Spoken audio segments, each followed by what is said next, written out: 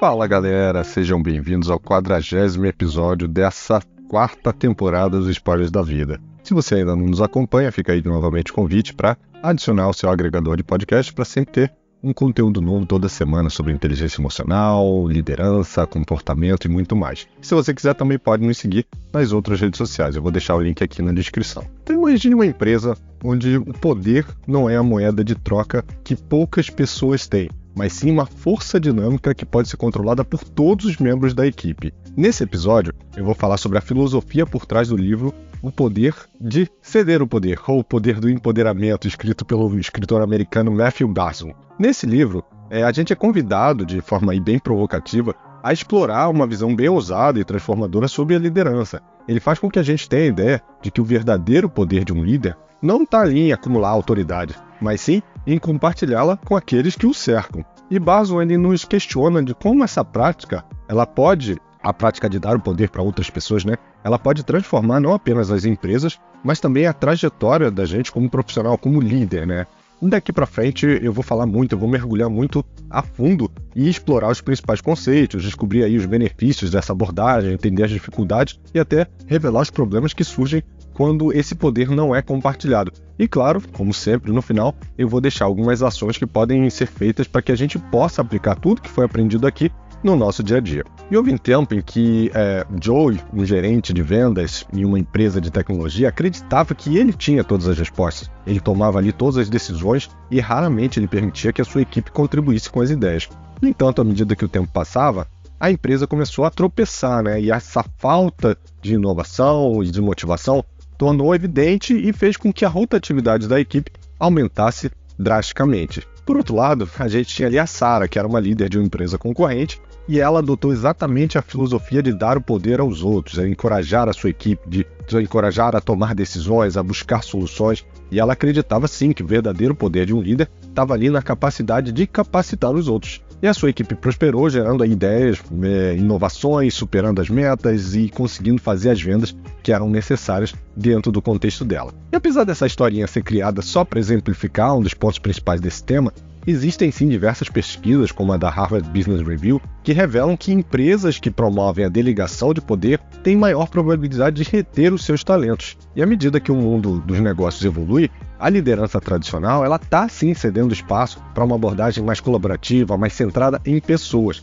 As empresas elas estão cada vez mais percebendo que compartilhar esse poder não enfraquece os líderes, mas fortalece e também fortalece o vínculo que existe entre os líderes e seus times. E dentro desses principais conceitos que eu vou falar aqui, os dois mais citados no livro e mais importantes, digamos assim, são a delegação inteligente, que consiste em dar uma direção, mas permitir que cada um contribua e acrescente de acordo, óbvio, com a sua criatividade, com o seu conhecimento. Então imagina que um líder ali quer iniciar um trabalho de crescimento dentro do próprio time, atendendo a outras áreas da empresa. Ele pode delegar o contato com as áreas, as ideações, as proposições de modelo de trabalho, por exemplo, para os seus POs, para os seus especialistas, deixando claro ali todas as premissas, restrições e diretrizes do que precisa ser feito. Agora, um ponto importante, delegar não é delargar, não é deixar a responsabilidade com o outro e virar as costas, mas estar sempre disponível quando for necessário e ter ali suas cadências, seus syncs, para que você entenda o que está acontecendo e ajude em qualquer ajuste de rota que seja necessário,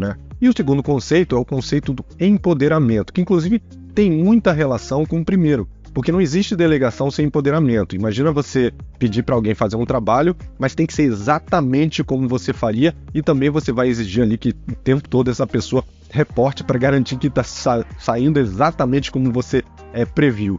Isso gera, óbvio, desconfiança, senso de comando e controle e aquela frustração, Para que a delegação funcione, você deve confiar em empoderar as pessoas para que elas tomem suas próprias decisões e trabalhem com a sua autorresponsabilidade. Por exemplo, em um time de desenvolvimento, você pode deixar que eles assumam ali a responsabilidade da abordagem do projeto, das tecnologias, das melhores práticas, dos padrões de desenvolvimento e componentes, restringindo ali, por exemplo, o custo, que realmente faz sentido você colocar isso como uma premissa. Nesse sentido, eles decidem como fazer, como dividir as atividades, quem ficará responsável por cada uma.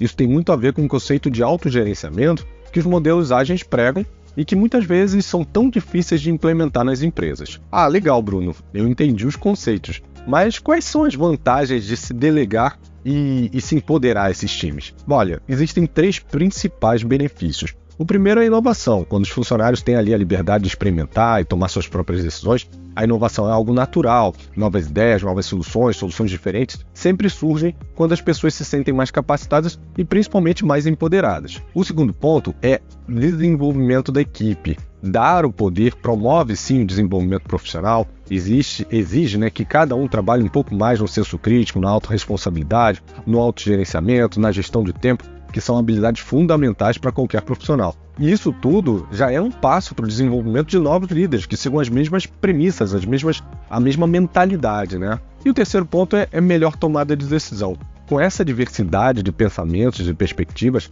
a tomada de decisão ela se torna mais robusta, ela se torna mais equilibrada. Lembra daquele conceito da mente mestra, onde o conhecimento do time é maior do que a soma dos conhecimentos individuais? Aqui é uma junção do empoderamento com o trabalho em equipe. E eu ainda traria aí como um último benefício, que nem foi citado no livro, mas que eu posso trazer como experiência pessoal, que é o fato de desonerar o líder, para que ele possa ter um olhar mais profundo no desenvolvimento das pessoas, dessas habilidades que a gente falou, em buscar o que for preciso para ter ali um ambiente propício para o crescimento, para ter um ambiente ali de segurança psicológica. Mas como nem tudo são flores, né? A gente também vai falar aqui das dificuldades que são encontradas nessa jornada. E a primeira delas é a falta de confiança. Muitos líderes, eles hesitam em dar ali o poder porque eles têm medo que as pessoas não estejam à altura daquela tarefa. Isso pode levar ao comando e controle, ao microgerenciamento, algo que aí, no meu ponto de vista, é extremamente corrosivo para a empresa, para o líder e até para as pessoas que estão nessa equipe. Além disso, tem a questão do controle, né? Alguns líderes têm dificuldade em abrir mão daquele controle total. Isso pode resultar numa falta de inovação, de engajamento, porque eles sempre querem as coisas do seu jeitinho. E eu posso dizer que eu já fui essa pessoa, e é muito comum na transição para a liderança, que você queira que as coisas saiam do seu jeitinho. Afinal de contas, para você, o seu jeitinho foi o que deu certo, foi o que fez você crescer, não foi? E isso exige que você trabalhe ali a humildade para saber que talvez tenham pessoas com ideias e soluções melhores que a sua, e em um primeiro momento você só precisa entender e tudo bem, é isso. Mas num segundo momento você vai agradecer, porque você vai ver que essas pessoas que vão ser um grande diferencial do seu trabalho. Não precisa ficar com medo de perder a sua relevância. Uma equipe de alta performance ela é formada por pessoas que geralmente são muito melhores do que o líder, cada um obviamente no seu critério. Por isso que os perfis complementares são importantes e não são concorrentes. E o último ponto das dificuldades é a comunicação deficiente. Para que a delegação ela seja eficaz, a comunicação ela deve ser clara, ela deve ser aberta, ela deve ser transparente e principalmente ela deve ser assertiva. A falta disso pode levar a mal-entendidos, a erros. Por isso, validar o entendimento, fazer ali o seu checkpoint, fazer seus syncs é fundamental. Como eu falei antes, é delegar e não delargar. E não seguir esse caminho pode trazer diversos problemas para o líder, principalmente. Por exemplo, o esgotamento, os líderes acabam não compartilhando o poder e acabam ficando estressados, acabam ficando sobrecarregados. A estagnação, ou seja, acaba ficando preso nas ideias e perspectivas de uma única pessoa e pode levar à estagnação dessa pessoa e até da própria empresa. E a desmotivação da equipe, né, do time.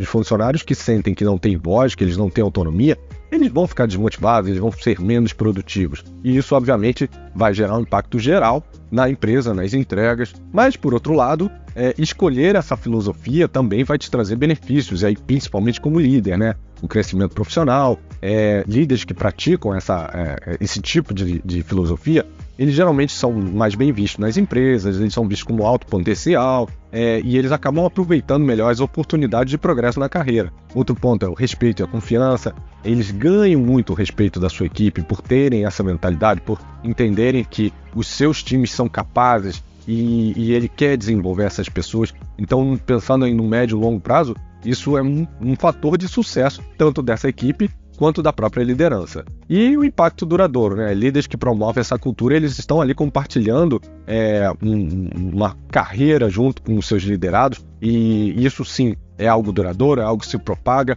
é algo que essas pessoas, inclusive depois de anos, ontem por acaso teve um cenário como esse, de uma pessoa que trabalhou comigo em 2012, e ela veio falar exatamente sobre isso. Poxa, naquela época você confiou em mim. Então isso acaba se transformando em case para aquela pessoa, para a vida dela. Então esse impacto duradouro também é um benefício que vem junto com essa filosofia. E para fechar o episódio, sempre vou dar aqui algumas dicas de como você pode trabalhar nessa filosofia, nessa cultura, né? Adquirindo aí os comportamentos, as atitudes que vão te ajudar a implementar isso no seu dia a dia. O primeiro, e é quase top one de todas as ações comportamentais, né, é o autoconhecimento. É entender suas próprias tendências de controle, trabalhar nelas, anotar e ver o que você sentiu nesses momentos, o que te gerou de incômodo. Porque, vou te falar, vai gerar incômodo e para se libertar dessas crenças, obviamente, você vai ter que passar por um momento aí que vai te deixar desconfortável, mas que é só um momento, ele vai passar e depois você vai ver realmente os benefícios que isso vai te trazer. Construir a confiança, ou seja, desenvolver na sua equipe por meio de relacionamentos sólidos, converse, seja franco, seja claro, esteja aberto a dar e receber feedbacks, construa junto com o seu time e não para o seu time, envolva as pessoas nas decisões para que elas saibam os seus porquês, como diria ali o Simon Sinek, né? Isso é fundamental, entender o porquê que você faz o que você faz. E a comunicação clara é certificar das expectativas que estejam entre você e seu time, para evitar que haja frustrações, para evitar que haja mal-entendidos. É muito comum que com as delegações exista ali uma expectativa de crescimento imediato, e além disso, o desenvolvimento ele precede as ações de crescimento. E estar pronto para a próxima oportunidade é mais importante do que a própria oportunidade. Às vezes aparece, mas você não está pronto. E aí você reclama, por que eu não fui lembrado nesse momento? Então, esse trabalho também é um trabalho de preparação. Mas, obviamente, a gente tem que alinhar as expectativas. Além disso, a gente tem um treinamento e desenvolvimento, invista na capacitação da sua equipe para que eles possam lidar com a autoridade adicional. Não basta simplesmente passar a delegar e empoderar eles. Eles têm que ser desenvolvidos, tanto na parte técnica quanto na parte comportamental. Isso vai fazer total diferença no sucesso dessa cultura. E, por fim, a avaliação constante, né? Faça revisões periódicas para avaliar se o processo está funcionando e vá ajustando quando necessário, né? Afinal, pessoas, cenários, empresas, cultura e muito mais estão aí em constante mudança nos dias de hoje e a gente precisa acompanhar essas mudanças. E esse foi o tema de hoje, espero que vocês tenham gostado. Curte, compartilha, deixa o seu comentário aí, que assim esse tema vai ser divulgado para mais pessoas e a gente se vê semana que vem. Um abraço, pessoal. Tchau, tchau.